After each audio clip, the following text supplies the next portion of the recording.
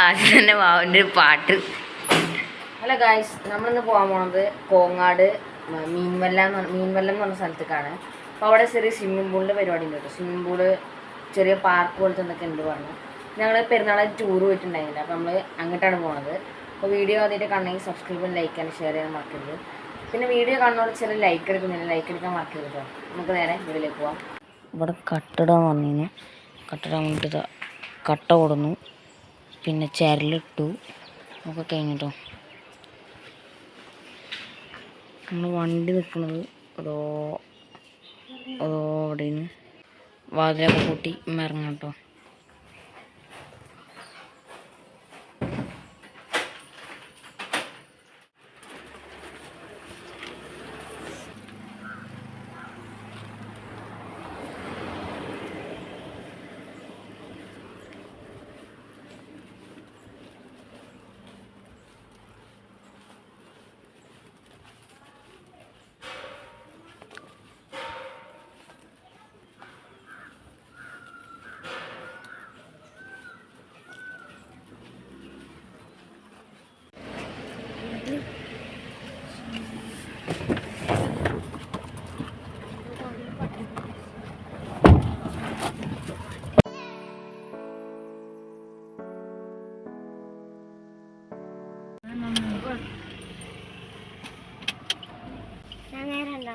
Swimming പൂൾക്കാ വെള്ളം കളിച്ചണ്ടേ? വെള്ളം ചടണ്ടേ? നീന്തോ? ജോ നീന്തൂല. മുമ്പോട്ടാണ് dress ഇതാ വെച്ചു കേട്ടോ. ഈ കവറിലാണ് പോകുമ്പോൾ അവിടെ എത്തിയിട്ടാണ് ഡ്രസ്സ് എടുക്കുന്നത്. ഇതാ നമ്മുടെ മെയിൻ ആള് ഇവിടെ ഇരിക്കുന്നുണ്ട്.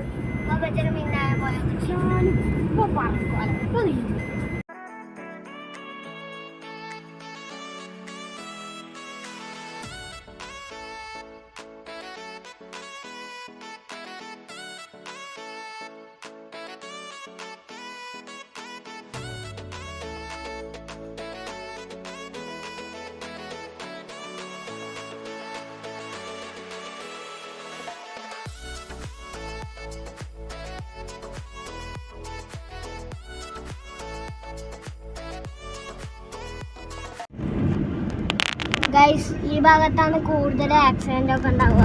അപ്പൊ എല്ലാരും ശ്രദ്ധിക്കുക കേട്ടോ. ശ്രദ്ധിക്കേ, എല്ലാരും ഇതൊക്കെ പോകുമ്പോ ശ്രദ്ധിക്കുക.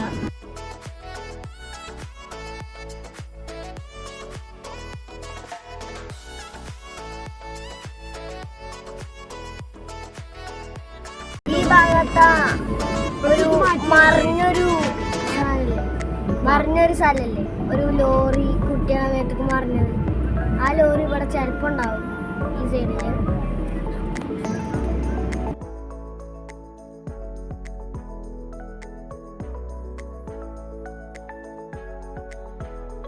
അപ്പോൾ അതാ ഞങ്ങൾ പനയമ്പാടം കഴിഞ്ഞേക്ക് ലെഫ്റ്റ് കട്ട് ചെയ്ത് പോയിട്ടോ. ഈ റോഡ് നേരെ പോണത് കോങ്ങാട് മീൻവല്ല ഭാഗത്തേക്കാണേ.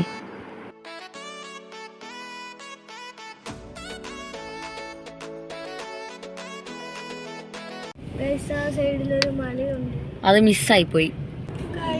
അല്ല, റബ്ബർ തൊട്ടൊക്കെ ഉണ്ട്. അതാ നമുക്ക് മിസ്സായ മല. സെറ്റ് സ്ഥലം എന്ന് പറഞ്ഞ സെറ്റ് സ്ഥലം. ഓക്കെ, കുറച്ച് സെറ്റ് സ്ഥലമാണ്. നല്ല മരമൊക്കെ ഇങ്ങനെ ചാടി നിന്നിട്ട് സെറ്റ് സ്ഥലം. ഇതേപോലെ ഈ സൈഡ്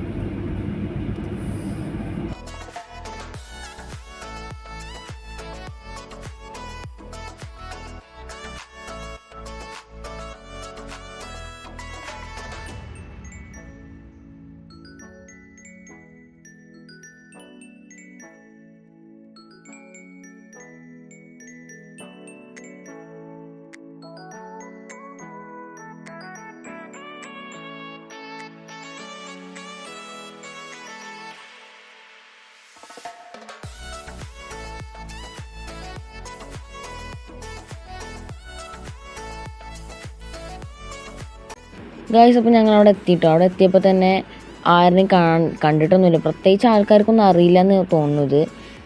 ഈ സ്വിമ്മിംഗ് പൂളിൻ്റെ അടുത്ത് തന്നെ കേട്ടോ ഇവിടെ കല്ലുവന റിസോർട്ട് പറഞ്ഞ റിസോർട്ട് ഉണ്ട്. പിന്നെ തൊട്ട് തന്നെ വാട്ടർഫാളും ഉണ്ട് കേട്ടോ. അവിടേക്കുള്ള വഴിയും ഈ ഒരു റോട്ടിൽ തന്നെയാണ്.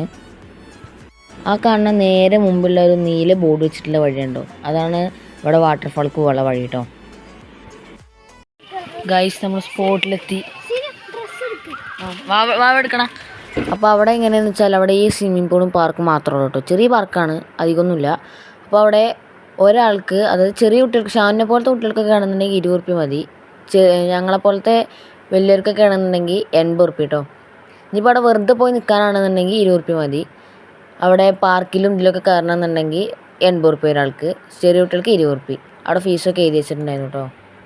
അപ്പോൾ ഞങ്ങൾ അവിടെ എത്തിയപ്പോൾ തന്നെ ഷാനുക്ക് ഇറങ്ങണമെന്നുണ്ടായിരുന്നു കേട്ടോ. ഓനപ്പോൾ അവിടെ എത്തിയപ്പോൾ തന്നെ പറഞ്ഞിരുന്നു നമുക്ക് ഡ്രസ്സ് മാറ്റുക, വേഗം ഇറങ്ങുക, ടിക്കറ്റ് വെച്ചെടുത്തോ, ഞങ്ങൾ പോയി ഡ്രസ്സ് മാറ്റട്ടെ എന്നൊക്കെ പറഞ്ഞിരുന്നു.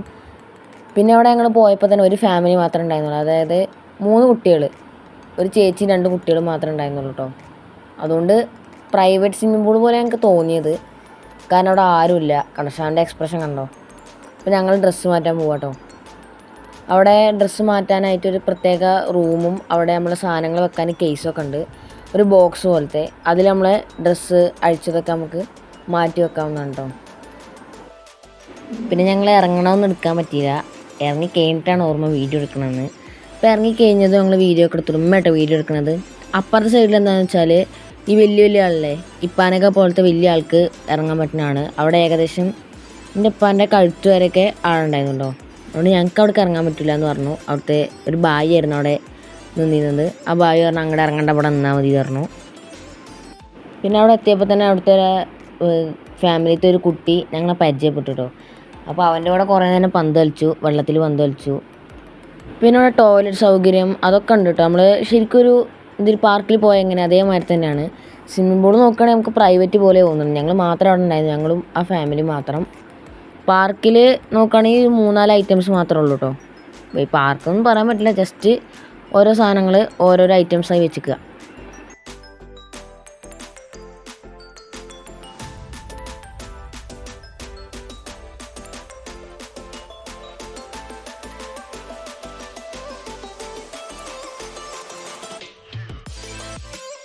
ഈ സ്വിമ്മിംഗ് പൂൾ വന്നിട്ട് ഒരു മലയുടെ മുകളിലാണ്.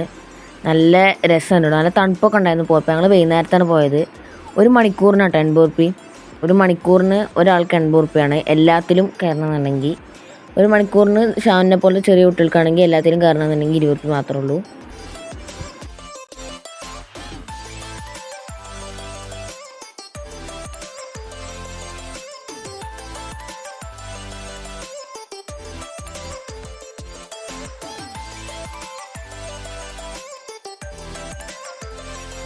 ഷാനൊന്ന് വെള്ളത്തിൽ നിന്ന് മുങ്ങി നീച്ചപ്പോൾ ഓന് പുറത്തൊക്കെ ഇറക്കിയപ്പോൾ നല്ല വറക്കലാട്ടോ.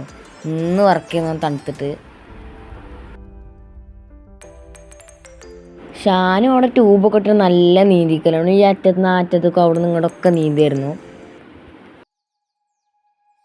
അപ്പോൾ അതാ ഈ കാണുന്ന കേട്ടോ പാർക്ക്. അവിടെ ഊഞ്ഞാൽ, പിന്നെ കറങ്ങണ എന്തൊക്കെ സംഭവം, പിന്നെ ഒരുസണത്, അതുപോലത്തെ കുറേ ഐറ്റംസ് ഉണ്ട്.